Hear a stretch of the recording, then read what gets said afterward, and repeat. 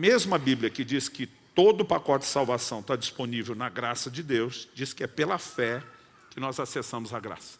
O homem sempre vai precisar interagir com Deus. Na interação, ele oferece alguma coisa para que ele possa acessar e usufruir outra. Então a figura utilizada na Bíblia, e Jesus utilizou essa figura, não só quando ele fala das 10 virgens, 5 nécias, 5 prudentes, e fala de gente indo comprar azeite. Você sabe que a aplicação do azeite está falando da vida espiritual, mas de maneira muito específica, quando você chega em Apocalipse capítulo 3, na carta à igreja, ao anjo de Laodiceia, o Senhor diz: aconselho-te que de mim compres ouro refinado pelo fogo, vestes brancas para que te vista, colírio a fim de ungir os teus olhos para que vejas.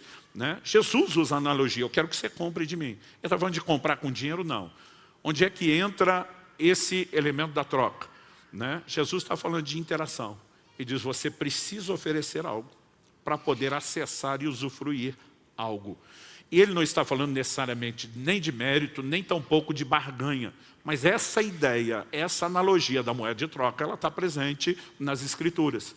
Em Isaías, no capítulo 55, no verso 1, o Senhor diz: todos vocês têm sede, venham às águas. E vocês não têm dinheiro, venham, comprem e comam. Sim, venham e comprem, sem dinheiro e sem preço, vinho e leite.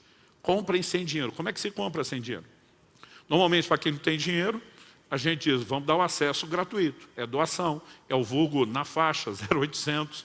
Mas você não vai chamar de comprar. Agora Deus está dizendo: você vai comprar. Mas no reino de Deus, seu dinheiro não vale nada. Não para acessar as coisas espirituais. Então como é que se compra? Duas analogias são usadas aqui: sede e fome. Então ele começa o verso 1 do capítulo 55 dizendo: vocês têm sede, venham às águas. Assim como Isaías 44:3, Deus diz: derramarei água sobre o sedento. Por que Deus está oferecendo água para quem tem sede, para o sedento? Porque Ele vai dar água para quem valoriza a água, para quem vai aproveitar a água, para quem não vai desperdiçar a água. Quem está entendendo?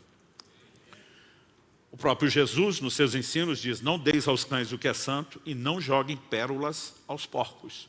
O que significa jogar pérolas aos porcos? Ele diz: não adianta você dar algo de valor para quem não reconhece o valor daquilo e nem vai fazer bom uso daquilo.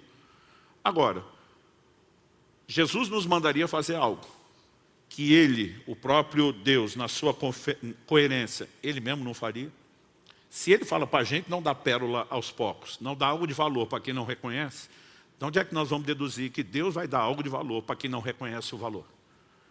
Então, esse elemento do interesse é uma chave. Outro dia alguém me perguntou: pastor, me ajuda a entender um mistério que me deixa aqui meio bolado? Eu falei: vamos tentar. Qual que é? Ele falou assim: olha, Jacó trollar o Esaú, o irmão dele, naquela negociata do direito de primogenitura, se aproveitando do momento que o cara está com fome, ele falou: eu entendo essa dinâmica entre irmãos, essa tentativa de um querer passar a perna no outro. Mas ele olha para mim e fala assim: me explica, como é que os céus autenticaram essa transação? Como que ele conseguiu que isso fosse validado no reino espiritual? Ele falou: é muito estranho para mim. Eu falei: a Bíblia não diz que os céus autenticaram o ato de compra de Jacó. Como não? Ele virou o herdeiro. Eu falei: mas a Bíblia não diz o que você está falando. Eu falei: o que você vai ler em Gênesis e na releitura feita em Hebreus é que Esaú desprezou o direito de primogenitura. A ênfase está no desprezo de Esaú, não na negociata de Jacó. Ainda que escolhendo uma forma errada, escusa, carnal, no mínimo Jacó está sinalizando interesse por aquilo que o irmão que está vendendo está desprezando. Ele era, na linha de sucessão, o próximo que teria direito à bênção desprezada pelo primeiro. Falei: o que a Bíblia está dizendo é que Esaú jogou fora. Os céus não autenticaram a compra de um, autenticaram o desprezo do primeiro. Dá para entender a diferença?